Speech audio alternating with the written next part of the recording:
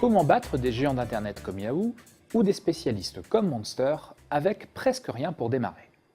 L'exemple d'Indeed, à l'origine un nouvel entrant devenu depuis premier site d'emploi au monde, apporte de nombreux éléments de réponse. Fondé en 2004, Indeed est un méta-moteur de recherche parcourant tout ce que l'Internet compte d'annonces d'emploi, en provenance notamment de sites d'annonces comme APEC, Pôle emploi et Monster, mais aussi des sites de cabinets de recrutement ou encore des espaces recrutement, des sites d'entreprise. Indeed organise alors toute cette information en permettant à l'utilisateur d'appliquer des filtres à ses recherches. Au moins 4 éléments définissent la stratégie de rupture d'Indeed. Premier élément, la qualité de sa proposition de valeur, notamment sur des critères d'attractivité, d'exhaustivité et de personnalisation. Indeed propose une sélection d'emplois plus large que celle de ses concurrents, dont l'accès est gratuit pour les chercheurs d'emploi et les entreprises, et facile à affiner grâce à un système de filtres.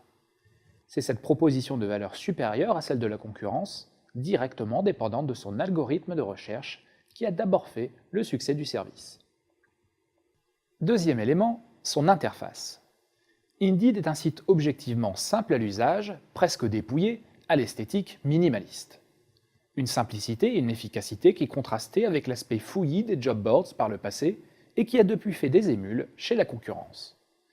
Le service a maintenu son avantage initial en le déclinant sur les autres supports qui auraient émergé depuis, notamment les sites et applications mobiles. Troisième élément, son organisation. La clé de voûte de l'organisation d'Indeed est sa capacité à agencer de façon intelligente des ressources externes. Le cœur de la proposition de valeur du service, son exhaustivité, est de fait généré par des tiers. Indeed ne se posait à l'origine qu'en intermédiaire, comme une plateforme de référencement, plutôt que comme un hébergeur d'annonces, comme le faisait Monster. Comparativement, le groupe disposait ainsi d'une organisation plus légère et plus agile. Avec le temps, il a développé des partenariats avec des tiers, permettant aux annonceurs de poster simultanément des annonces sur des sites tiers et sur Indeed directement, renforçant encore l'exhaustivité de son offre. Quatrième élément, son modèle de revenu. Indeed est arrivé avec un service totalement gratuit, financé par des liens sponsorisés par des entreprises, leur permettant d'apparaître tout en haut des résultats de recherche. Le modèle dominant sur ce marché, à l'arrivée d'Indeed, était plutôt de faire payer les annonceurs. La gratuité du service, on l'a vu, est notamment permise par son interface simple peu coûteuse en développement et son organisation légère sur le modèle de la plateforme. Cette gratuité a permis d'acquérir une audience considérable, rendant possible un financement par la seule publicité. Le cas d'Indeed est caractéristique d'une innovation de rupture par le bas, c'est-à-dire plutôt basée sur une offre simplifiée, moins chère, moins coûteuse, mais plus efficace que l'offre de référence.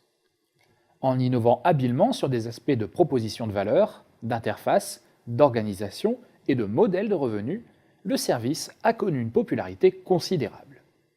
Attention toutefois à ne pas être victime soi-même d'une nouvelle rupture.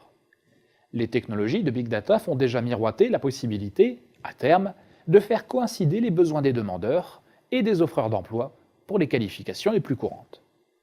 À l'autre bout du spectre, sur les qualifications les plus rares, ce sont les réseaux sociaux professionnels comme LinkedIn qui pourraient menacer Indeed.